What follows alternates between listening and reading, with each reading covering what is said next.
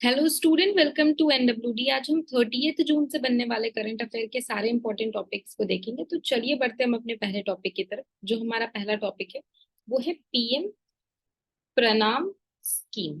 प्रणाम stand for programme for restoration awareness generation nourishment and amelioration of mother earth. ठीक है, नाम से ही आपको थोड़ा समझ में आ रहा होगा कि मदर अर्थ के रीस्टोरेशन के लिए प्राइम मिनिस्टर द्वारा चलाई गई ये एक स्कीम। आजकल जो एग्रीकल्चर में केमिकल फर्टिलाइजर्स का यूज हो रहा है, आपको पता है कि उसका एक बहुत ही एडवर्स इफेक्ट है ह्यूमन हेल्थ के ऊपर। ठीक है, इसको लेकर जो गवर्नमेंट ऑफ इंडिया है वो ऑर्गेनिक फार्मिंग की तरफ बढ़ना चाह रही है। ठीक है, इसके लिए वो बहुत सारे स्टेट को प्रोत्साहित भी कर रही है। इसमें आपको पता होगा कि जो सिक्किम है वो हमारा पहला ऐसा इंडिया का स्टेट बन चुका है जो 100% ऑर्गेनिक फार्मिंग कर रहा है। ठीक है, अब गवर्नमेंट चाहती है कि दूसरे स्टेट्स भी इसमें आगे आए। उसके लिए उसने ये प्रणाम स्कीम लॉन्च की है। प्रणाम स्कीम के अंदर उसका कहना है कि रिडक्शन हो सके केमिकल फर्टिलाइजर्स के यूज का।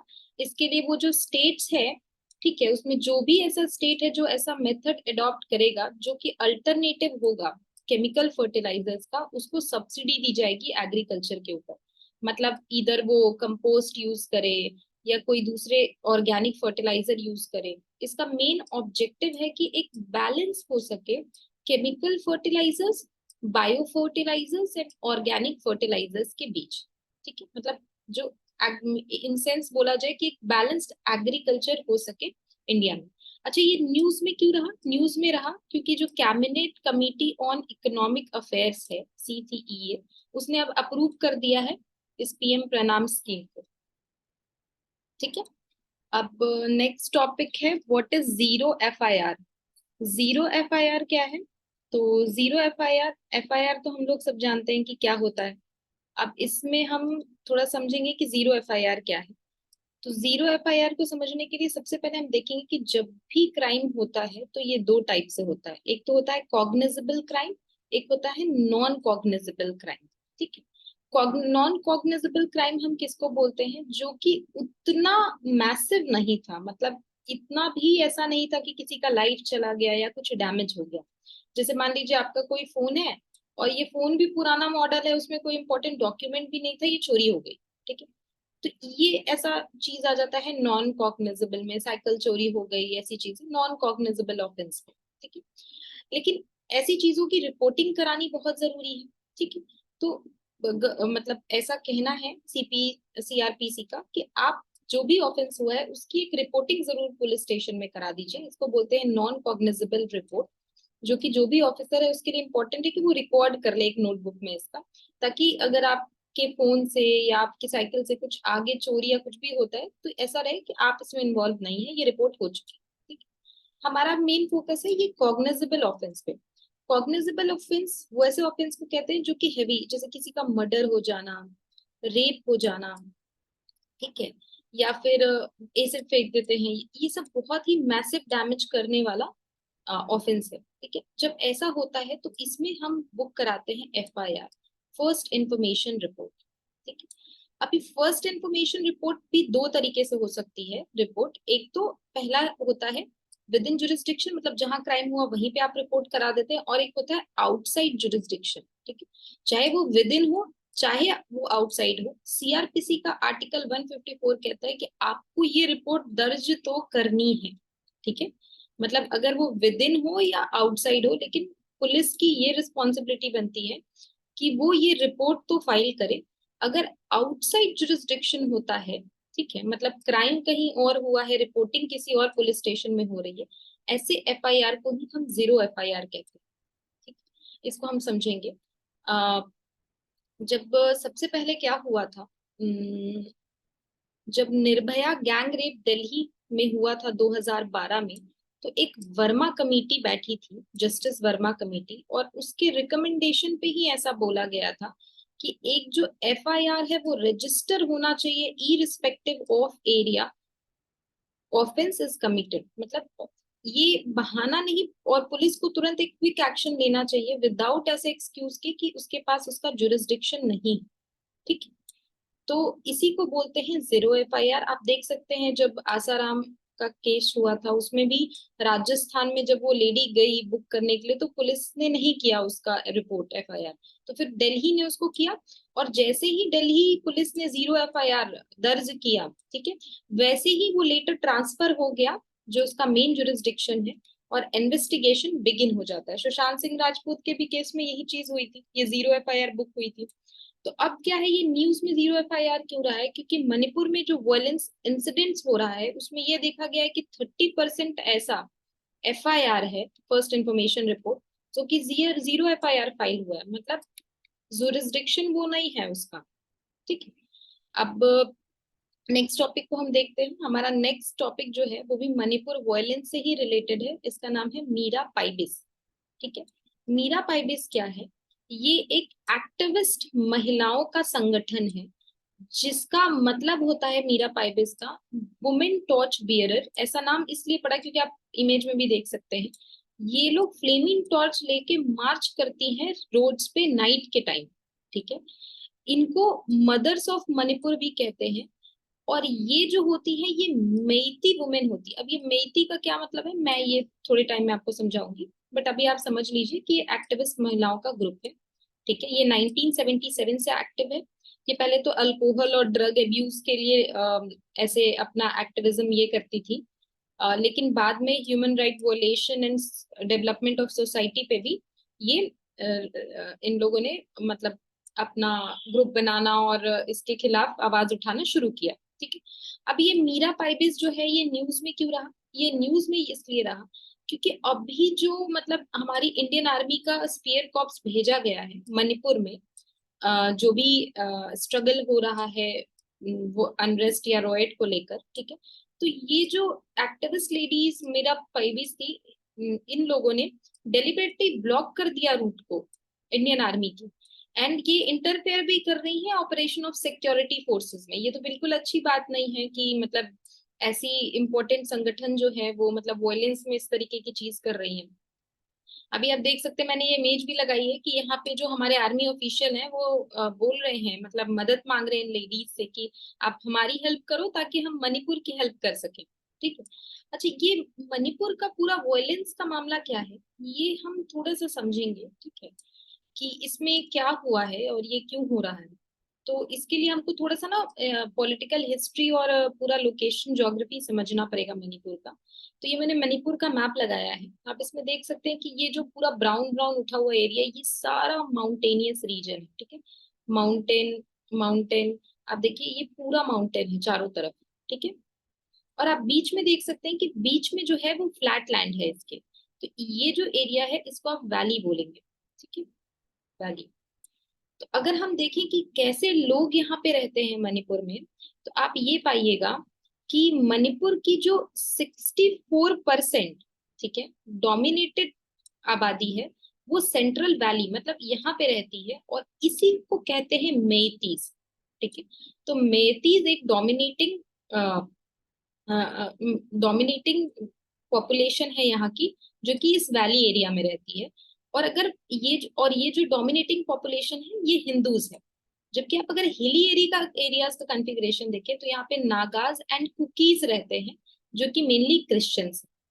ठीक है, तो मतलब इधर पूरे नागाज एंड कुकीज हो गए, और यहाँ पे बीच में रहती है मेतीज। यहाँ पे देखिए, यहाँ पे मैंने एक इथनिक मैप भी लगा रखा है, आप देखिए नागा कुकी, नागा एंड कुकी, नागा कुकी, ऐसे करके आप देखिए, और यहाँ बीच में रहती है हमारी मेतीज। ठीक है, मेतीज जो है वो रहते हैं। तो अभी क्या हुआ कि 1891 तक मतलब बिफोर फ्रीडम आप देखिए तो मणिपुर एक इंडिपेंडेंट किंगडम रहा, मेती किंग्स के अंदर ही रहा, ये यहाँ की डोमिनेटिंग किंग रूल थी। ठीक है, बट लेटर ब्रिटिश ने इसको डिफीट किया और 1949 में ये इंडियन यूनियन के साथ मर्ज हो गया, और 1972 में मणिपुर एक फुल फ्लेज स्टेट बन गया। ठीक है, बट आफ्टर इंडिपेंडेंस क्या हुआ, ये जो नागाज एंड कुकीज हैं जो ये हिल एरियाज में रहते हैं उनको स्टेटस मिल गया शेड्यूल्ड ट्राइब का, जबकि मेतीज को मना कर दिया गया ये स्टेटस देने से। रीजन भी ये कहा गया कि आप तो खुद ही एक डोमिनेंट क्लास हो यहाँ पे। तो अब पूरा का पूरा जो वॉयलेंस हो रहा है उसका मेन रीजन ही यही है, क्योंकि आपको पता है कि जब भी किसी को भी शेड्यूल ट्राइब एसटी का दर्जा मिलता है तो उसको सिर्फ एजुकेशन या फिर जॉब, सिर्फ इन्हीं चीजों का बेनिफिट नहीं होता है। बाकी आप देखिएगा इनका जो लैंड होता है वो भी प्रोटेक्टेड होता है। क्यों लैंड प्रोटेक्ट करती है इनकी गवर्नमेंट को? मतलब आप खरीद बेच नहीं सकते हैं इनकी इन हिली एरियाज के लैंड को।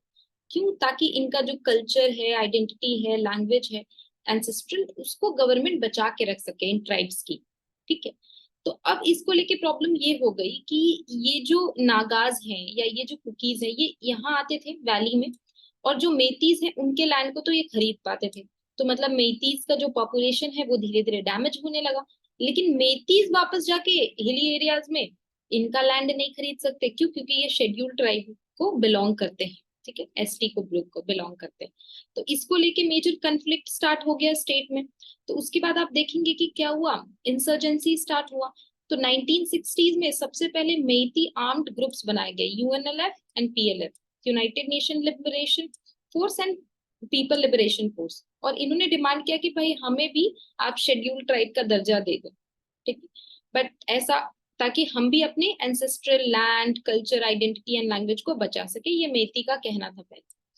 लेकिन कुकी के जो आर्म्ड ग्रुप्स थे और नागा इंसर्जेंट्स थे उन्होंने मना किया कि नहीं, ये तो शुरू से डोमिनेटिंग क्लास है भाई, इन्हें क्यों मिलेगा। अब इसको लेके 3 डिकेड तक 1960s, 70s एंड 80s, ये पूरे 30 साल इंसर्जेंसीज मणिपुर में बनी रही। ठीक है। बाद में एफ्सपा लगने से और भी बहुत सारे आर्म्ड फोर्सेस यहाँ आने से इस इंसर्जेंसी को शांत किया जा सकता। ठीक है। तो अभी क्या हुआ है, वापस से सेम इशू स्टार्ट हो गया है। यही ethnic clashes Meiteis, Kukis and Naga के बीच में मणिपुर में स्टार्ट हो गई है। सेवरल किल्ड एंड इंजर्ड हो चुके हैं। Army, Assam rifles and RAF को डिप्लॉय कर दिया गया है। एंड आफ्सपा के थ्रू शूट एंड साइट का भी ऑर्डर जारी कर दिया गया है। ठीक है। तो अब इसमें ये बहुत बड़ी बात है क्योंकि आप देख रहे हैं जो 2 इंपॉर्टेंट हमारे न्यूज थे इसी से रिलेटेड थे। ये मेतीज वुमेन जो है ये रोक रही हैं। ठीक है, ये तो बिल्कुल अच्छा नहीं है बिकॉज ये अपनी इथनिसिटी दिखा रही हैं। और दूसरा जो है, जीरो एफआईआर भी इसी से रिलेटेड है कि आप देखिए जितने भी एफआईआर बुक हुए हैं वो उस जुरिस्डिक्शन से बाहर बुक हो रहे हैं। ठीक है। नेक्स्ट टॉपिक को देखेंगे। नेक्स्ट टॉपिक जो है हमारा वो है ग्लोबल इन्वायरमेंट फैसिलिटी, जीईएफ। ठीक है, इसको समझते हैं कि ये क्या है। तो आप देखिएगा कि 1992 में रियो अर्थ समिट हुआ, आप सब जानते हैं। ठीक है, रियो अर्थ समिट हुआ 1992 में। अच्छा, इसका क्या एम था इस समिट का? ताकि जो अर्थ है, ठीक है, उसको बचाया जा सके। मतलब पॉल्यूशन हो गया, पोवर्टी हो गया, ठीक है, इन सब जो गलत चीजें हैं, या फिर इन्फेंट मोर्टेलिटी रेट हो गया, ये सबको कंट्रोल किया जा सके, इसको लेके 1992 में एक समिट होता है। ठीक है। साथ ही साथ 1992 में ही एक फंडिंग कमेटी बनाई जाती है क्योंकि ऑब्वियसली इन सब चीजों के लिए पैसा तो लगेगा। ठीक है, तो एक फंडिंग कमेटी भी बनाई जाती है। इवन आप जो सस्टेनेबल डेवलपमेंट गोल्स देख रहे हैं, सब कुछ को करने के लिए पैसा तो चाहिए। ठीक है, तो उसके लिए एक फंडिंग कमेटी बनाई जाती है और इसी फंडिंग का नाम होता है ग्लोबल इन्वायरमेंट फैसिलिटी, जीईएफ। ठीक है, तो ये क्या है, ये एक फैमिली ऑफ फंड्स है जो कि डेडिकेटेड है। ठीक है, biodiversity loss, climate change, pollution and strength on land and ocean health. ठीक है, तो बेसिकली एक फंडिंग फंडिंग कमेटी है, both developing and developed countries का, यहाँ ये लोग पैसे डालते हैं। और इसका मेन काम क्या है? इसका मेन काम है कि ये मतलब फंडिंग प्रोवाइड कर सके जो भी कंट्रीज है जो अच्छा काम करे। अभी तक किसको किसको इन्होंने फंडिंग दे रखा है? तो मिनिमाता कन्वेंशन ऑन मर्करी पे जो था, स्टॉकहोम कन्वेंशन जो कि ऑर्गेनिक पॉल्यूटेंट से रिलेटेड था, बायोलॉजिकल डाइवर्सिटी, डेजर्टिफिकेशन से related, more over United nation का जो फ्रेमवर्क है क्लाइमेट चेंज से रिलेटेड, उसमें भी जो फंडिंग देने वाला है वो यही है। ठीक है, क्यों न्यूज में रहा ये? क्योंकि 64th global environment facility council meeting Brazil में हुई और इसने $1.4 बिलियन का, ठीक है, जो डिसबर्समेंट है वो एक्सेलरेट कर दिया है ताकि क्लाइमेट, बायोडाइवर्सिटी और पॉलिटिकल क्राइसिस, पॉल्यूशन क्राइसिस को ये किया जा सके, कॉम्बैट किया जा सके। नेक्स्ट को हम देखते हैं। नेक्स्ट हमारा टॉपिक है वो है पब्लिक इश्यूज ऑफ शेयर्स। ठीक है, ये क्या है इसको हम समझेंगे। देखिए, पब्लिक इश्यूज ऑफ शेयर क्या होता है, इसमें क्या होता है, आपको ये चीज पता होगा कि कंपनी जो होती है वो फंड रेज करती है क्या चीज के लिए, ताकि वो सेल कर सके या अपने इक्विटी को इशू कर सके, शेयर्स इक्विटी को, ठीक है, पब्लिक के थ्रू एक ऑफर करती है डॉक्यूमेंट, इसी को हम बोलते हैं पब्लिक इशू। ये दो टाइप से वो करती है, दो तरीका है, एक तो इनिशियल पब्लिक ऑफरिंग आईपीओ के थ्रू करती है, या फिर फर्दर पब्लिक ऑफरिंग एफपीओ के थ्रू करती है। आईपीओ में वो क्या करती है, वो क्या करती है कि जो भी अनलिस्टेड कंपनी है वो अपनी कैपिटल को रेज करती है, ठीक है, एक फ्रेश इशू करती है सिक्योरिटीज की, और जो भी पब्लिक जो है जो फर्स्ट टाइम मतलब उसकी ये को लेना चाहते हैं वो ले सकते हैं। और फर्दर पब्लिक ऑफरिंग में ऑलरेडी वो लिस्टेड कंपनी है और वो अपने कुछ कुछ सिक्योरिटीज को सेल करना चाहती है, एग्जिस्टिंग सिक्योरिटीज इन पब्लिक को, तो उसको बोलते हैं फॉलो पब्लिक ऑफर, ठीक है। तो अभी क्यों ये न्यूज में रहा है, क्योंकि सेबी जो है उसने रिसेंटली अप्रूव कर दिया है कि जो प्रपोजल का जो पीरियड होता है लिस्टिंग ऑफ शेयर्स में पब्लिक इश्यूज में, उसको 6 डे से घटाकर 3 डेज कर दिया है सेबी ने, ठीक है, इसलिए ये न्यूज में रहा। नेक्स्ट टॉपिक को देखते हैं। नेक्स्ट हमारा जो टॉपिक है वो है state of armament, डिसआर्मामेंट and internal security. इसकी बहुत इंपॉर्टेंट टॉपिक है इंटरनल सिक्योरिटी के हिसाब से। आइए इसको हम समझते हैं, या क्या होता है। मेनली क्या होता है कि जो भी कोई कंट्री है वो जब आर्म्स बनाती है, फिजिकल आर्म दो बनाती है, एक तो कन्वेंशनल बनाती है, एक न्यूक्लियर बनाती है। कन्वेंशनल मतलब आप समझते हैं ballistic missiles, guns etcetera, and nuclear मतलब जिसमें न्यूक्लियर जैसे यूरेनियम या कुछ एडेड है, ठीक है। तो अब इसमें क्या है, दो टर्म्स हमें, दो तीन टर्म्स पढ़ने। पहला तो टर्म है आर्मामेंट। आर्मामेंट मतलब क्या है कि अपनी कंट्री में वेपन्स के नंबर, मतलब ये फिजिकल वेपन्स इधर कन्वेंशनल या न्यूक्लियर को इंक्रीज करना, उसके नंबर को कैसे कर सकती है, चाहे तो वो डोमेस्टिकली खुद प्रोड्यूस कर ले या वो फॉरेन से बाय कर ले। तो इस तरह से क्या होगा, उसकी जो नंबर्स है आर्म्स की, उसके कंट्री में वेपन्स की, वो बढ़ जाएगी, ठीक है। इससे क्या होगा, इससे उसका पावर भी उसके सराउंडिंग जो कंट्रीज है उसके रिस्पेक्ट में बढ़ जाएगा, ठीक है। जैसे चाइना जो है वो जितने ज्यादा आर्म्स प्रोड्यूस करता जाएगा उतने ज्यादा उसका इन्फ्लुएंस बढ़ता जाएगा एशिया रीजन में, ठीक है। अब दूसरा टर्म होता है डिसआर्मामेंट। इसका क्या मतलब होता है कि मान लीजिए कोई कंट्री है जिसने बहुत ज्यादा चीजों को ऐसा प्रोड्यूस कर दिया किसी को डराने के लिए, तो उसको ग्लोबल प्रेशर आता है कि आप डिक्रीज करिए अपने नंबर ऑफ फिजिकल वेपन्स को, बोथ कन्वेंशनल एंड न्यूक्लियर, ठीक है, ताकि एक sense of security and stability आपके रीजन में बन सके, ठीक है। लेकिन क्या हो, मान लीजिए ग्लोबल प्रेशर आता है और उसके बाद कोई दो कंट्री है जो मान लीजिए उसके पास 100% वेपन, एक जो कंट्री है वो अपना 80% जो वेपन है वो डिसआर्म कर देती है, और एक जो है वो 20% ही करती है, तो स्टिल जो पावर है वो तो 80% के पास रहा। मतलब ये प्रोपोर्शनली नहीं हुआ, एक ने 20% किया, एक ने 80% ही किया। तो ऐसे केस में क्या होता है, वापस से रीआर्मामेंट होता है। मतलब कि ये जो जिसने 80% कर दिया था, ये वापस से कोशिश करता है कि मैं 60% और बना लूं ताकि मैं इसके बराबर पहुंच जाऊं, ठीक है। तो इसमें कहा जाता है कि ये रीआर्मामेंट का सबसे अच्छा सॉल्यूशन है कि ये 80-20 का किस्सा ही हटाओ, 100% दोनों कर लो। मतलब कि दोनों कंट्री जो है अपने कंप्लीट आर्म्स को आप डिसआर्म कर लो, ठीक है, डिस्ट्रॉय ऑल वेपन्स, ताकि पीस, सिक्योरिटी एंड स्टेबिलिटी हो सके, ठीक है। तो अभी इंडिया का क्या स्टैंड है, इंडिया भी यही बात कहता है, वो कंप्लीट डिसआर्मामेंट ऑफ न्यूक्लियर वेपन्स पे स्टैंड करता है। वो भी यही कहता है कि जितनी भी वर्ल्ड की कंट्रीज है, आप सब लोग अपना जितना न्यूक्लियर वेपन्स है उसको डिसआर्म करो, तो फिर मैं भी कर दूंगा अपना। इंडिया का भी यही कहना है, ठीक है। लेकिन ये नहीं होगा कि कोई कंट्री जो है उसके पास रहेगा और आप कहेंगे कि आप मेरा कर लो, तो ये नहीं, आप कंप्लीट 100% करो, ये प्रोपोर्शनली होना चाहिए, ठीक है। तो अभी ये न्यूज में क्यों रहा, ये आर्मामेंट डिसआर्मामेंट क्यों रहा, तो न्यूज में रहने का था कि according to Stockholm International Peace Research Institute, ये एक इंस्टीट्यूट है जो एक एनुअल असेसमेंट करता है स्टेट ऑफ आर्मामेंट्स, कितने आर्म्स बन रहे हैं, कितने डिसआर्म हो रहे हैं, और इंटरनल सिक्योरिटी क्या है उसको लेकर, ठीक है। तो उसने ये पाया है कि जो ये न्यूक्लियर वॉरहेड्स है, मतलब न्यूक्लियर वेपन्स जो है वो इंक्रीज हो गया है ओवर द पास्ट ईयर। मतलब एक साल पहले जो रिपोर्ट थी उससे अगर आप इस साल का देखें तो वो बढ़ गया है, कितना बढ़ गया है, 86 मोर देन नंबर इन जनवरी 2022, ठीक है, 86 ज्यादा बढ़ चुका है, ठीक है। इसमें आप देख सकते हैं कि 9 न्यूक्लियर आर्म्ड स्टेट्स का मैंने नाम निकाला कि ऐसे कौन कौन से स्टेट हैं जो न्यूक्लियर वेपन जिनके पास है, तो USA, Russia, United kingdom, France, China, India, Pakistan, north Korea and Israel. ठीक है, ये कंटिन्यू कर रहे हैं अपने मॉडर्नाइज करना अपना जो भी इनका न्यूक्लियर आर्सेनल्स है।